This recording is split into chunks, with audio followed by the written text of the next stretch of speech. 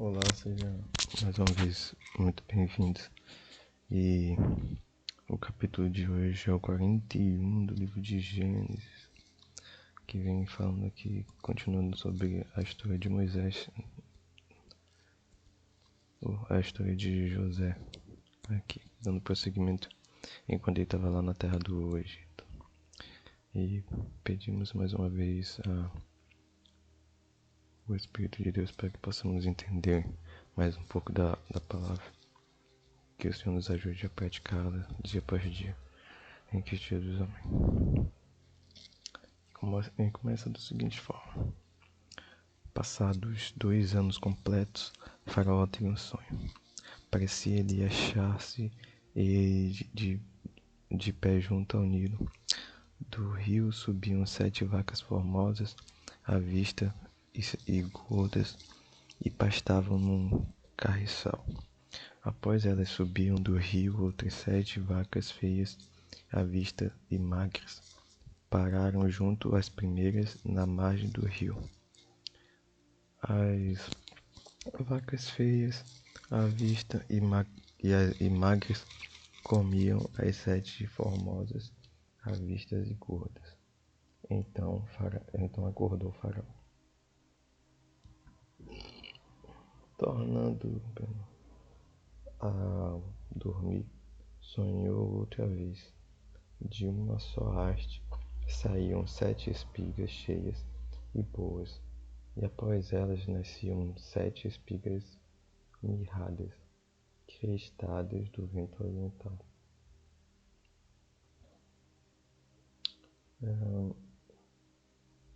As espigas mirradas devoravam as 7 espigas grandes e cheias. Então acordou Faraó, fora isso um sonho. De manhã, achando-se ele de espírito perturbado, mandou chamar todos os magos do Egito e todos os seus sábios e lhes contou os sonhos, mas ninguém havia que lhes interpretasse. Já nessa primeira parte da narrativa, falando sobre o faraó, que é o principal daquele império egípcio, e ele ficou perturbado com alguns sonhos que teve, em 2 partes, né? Uma vaca, umas formosas, outras não formosas, e espigas formosas, outras não, só que as que não eram formosas, elas estavam devorando aquelas que estavam mais apresentadas, mais visíveis ali. E isso o perturbou e gostaria do significado.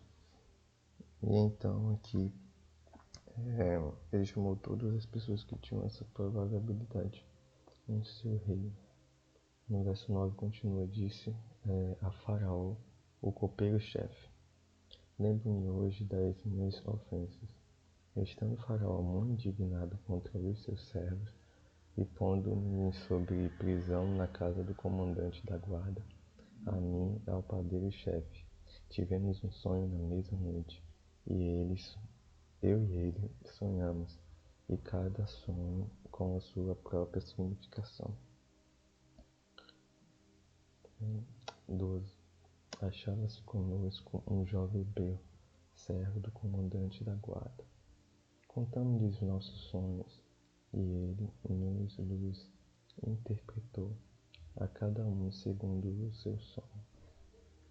O que acontece é que, por ninguém haver dado uma interpretação para aquele sonho, então o copeiro, que já tinha tido uma boa experiência com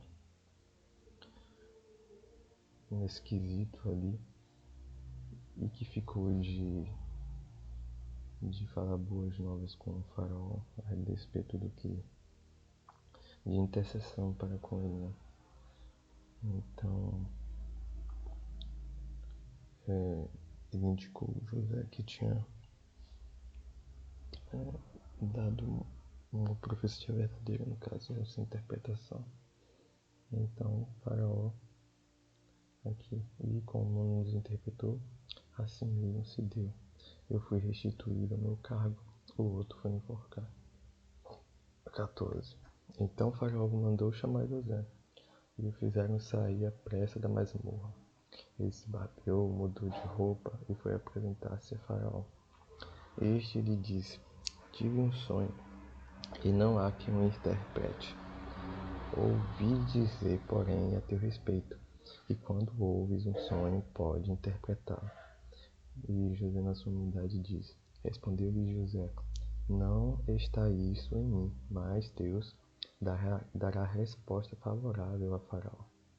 Então contou Faraó a José: no meu sonho, estava eu de pé na margem do Nilo, e eis que subiam dele 7 vacas gordas e formosas à vista, e pastavam num carriçal. Após estas subiam outras vacas fracas, nem feias à vista e magras. Nunca vi outras assim disformes em toda a terra do Egito. E as vacas magras e ruins comiam as primeiras 7 gotas, como ele está relatando aqui no começo. E depois de ter engolido, não davam aparência de as terem devorado, pois seu aspecto continuava ruim como no princípio. Então acordei. Era mais um pesadelo que um sonho. Depois vi em meu sonho que 7 espigas saíam da mesma haste, cheias e boas. Após elas nasceram 7 espigas secas, mirradas e crestadas do vento oriental. As 7 espigas mirradas devoravam as 7 espigas boas. Contei-o aos magos, mas ninguém houve que no interpretasse. Então lhe respondeu José: o sonho do faraó é apenas um. Deus manifestou a Faraó o que há de fazer.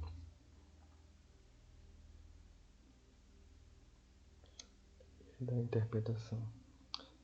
A partir do 26, as 7 vacas boas serão 7 anos, as 7 espigas boas, também 7 anos.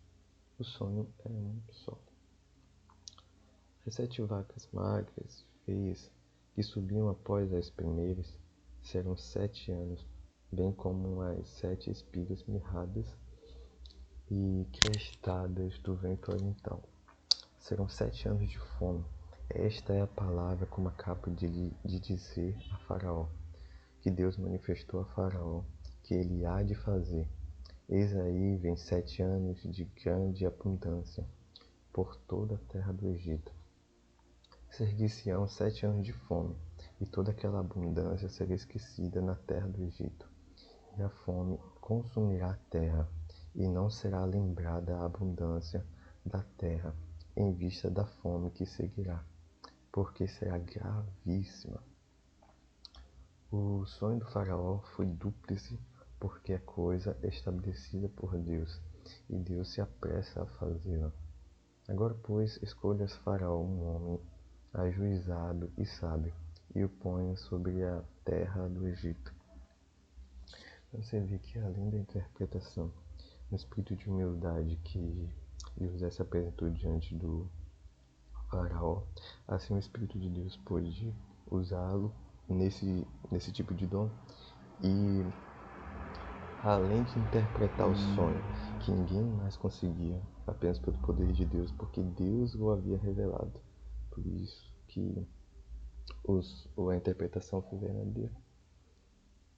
E ali apenas o servo do Deus Todo-Poderoso, no qual ele estava realizando uma obra, recebeu a graça da interpretação.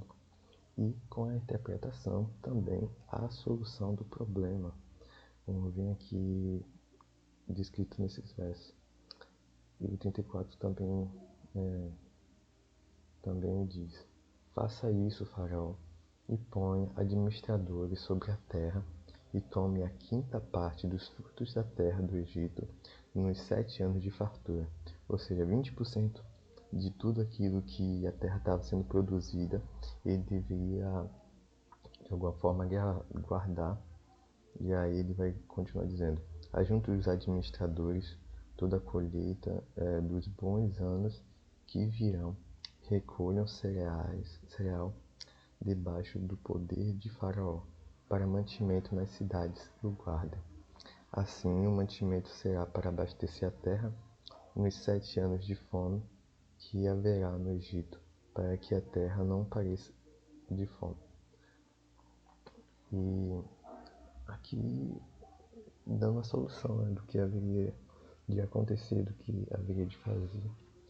E como administrador e uma solução dada por Deus, aqui tem um princípio de economia muito bom, no que é hoje muito amplamente divulgado, que é aquele princípio da reserva de emergência, né? Então, uma certa porcentagem deve ser guardada para que em períodos de escassez possa se haver um recurso a se utilizar. Então você vê que princípios de economia, de administração, tudo dado aqui por Deus. E a palavra de Deus funciona assim. Tem várias coisas que não estão exatamente ali à vista, mas quando a gente estuda toda a situação, a gente consegue pegar um pouco e aplicar em certas áreas da vida. E continuamos a fazer isso. E prosseguindo, José como governador do Egito, é só um milagre de Deus. O conselho foi agradável a Faraó e a todos os seus oficiais. Disse Faraó aos seus oficiais: Acharemos, porventura, homem como este, em que há o Espírito de Deus? Até o próprio Faraó estava reconhecendo tudo isso aqui, mediante toda a descritiva aqui apresentada já. Depois disse Faraó a José: Visto que Deus te fez saber tudo isto, ninguém há tão ajuizado e sábio como tu. Administrarás a minha casa, e a tua palavra obedecerá todo o meu povo. Somente no trono eu serei maior do que tu. É só a bênção de Deus que estava tendo aqui. Era uma função que ele já havia experienciado antes de todo esse período, durante também, né, em todas as etapas da vida dele, ele usou esse talento que Deus deu da administrabilidade. E assim o Senhor o abençoou também com a interpretação e essa possibilidade aqui de ser o segundo na hierarquia ali de poder na terra do Egito.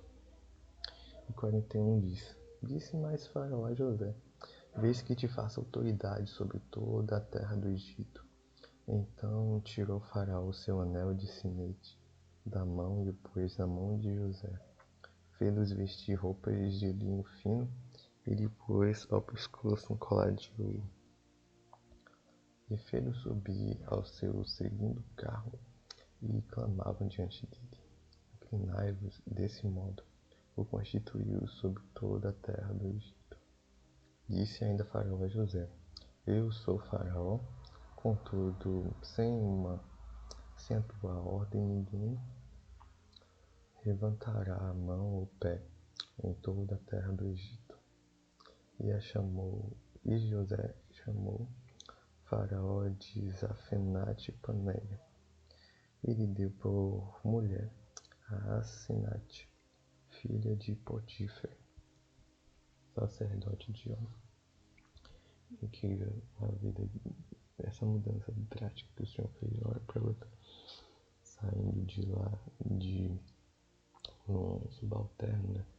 Alguém que estava na base da pirâmide, na hierarquia social do Antigo Egito, e agora se torna o segundo de maior responsabilidade e poder em todo o império. e aqui já foi inserido na sociedade,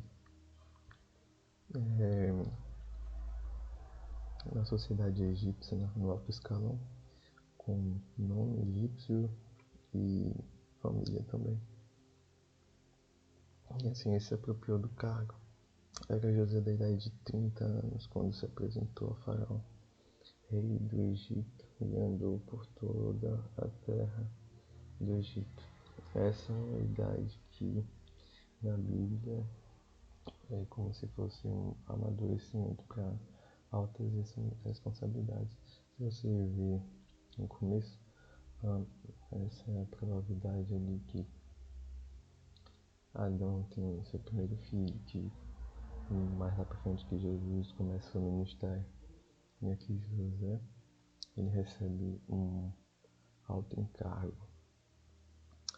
Nos 7 anos de fartura, a terra produziu abundantemente, e ajuntou José todo o mantimento que houve na terra do Egito durante os 7 anos, e o guardou nas cidades. O mantimento do campo ao redor de cada cidade foi guardado na mesma cidade. Assim ajuntou José muitíssimo cereal, como a areia do mar, até perder a conta, porque iam além das medidas. Antes de chegar a fome, nasceram 2 filhos a José, os quais lhes deu a Senate, filha de Potifar, sacerdote de On. José, seu filho, chamou Manassés, pois disse: Deus me fez esquecer de todos os meus trabalhos e de toda a casa de meu pai. Ao segundo, chamou-lhe Efraim, pois disse: Deus me fez próspero na terra da minha aflição. Passados os 7 anos de abundância que houve na terra do Egito, começaram a vir os 7 anos de fome, como José havia predito, e havia fome em todas as terras, mas em toda a terra do Egito havia pão. Sentindo toda a terra do Egito a fome, clamou o povo a Faraó por pão. E Faraó dizia a todos os egípcios: Ide a José, o que ele vos disser fazer. Havendo, pois, fome sobre a terra, abriu José todos os celeiros e vendia aos egípcios, porque a fome prevaleceu na terra do Egito. Ou seja, ele só abriu aqui aqueles recursos quando a necessidade era real, né? Não abriu antecipadamente, abriu na hora. E todas as terras vinham ao Egito para comprar de José, porque a fome prevaleceu em todo o mundo. Ou seja, não foi só naquela região, né? Foi no mundo inteiro. Então, toda aquela reserva que havia sido feita durante todo esse período de abundância foi para alimentar o mundo todo, habitável, né? Todas as pessoas ali naquele tempo. Então, para você ver como a imaginação de Deus funciona. E aqui foi mais uma parte da história de José que aprendemos aqui. Durante todo esse tempo ele foi diligente em seu dom, seu talento ali de administração, resolução de problemas e de superação de adversidades. E o Senhor estava com ele e demonstrava-se em espírito de humildade e submissão ao Todo-Poderoso. E diante disso o Senhor o fez de servo, de escravo, de prisioneiro, a pessoa de autoridade e de representação ali de Deus na terra. e que possamos usar nossos talentos para o Senhor e sermos submissos, humildes diante dele a cada dia. Que o Espírito de Deus renove nosso coração e os seus frutos, né? Paz, mansidão, domínio próprio, para que nós possamos ser e fazer as coisas que o Senhor nos pede em amor a Ele. Então, é isso. Fiquem todos na paz.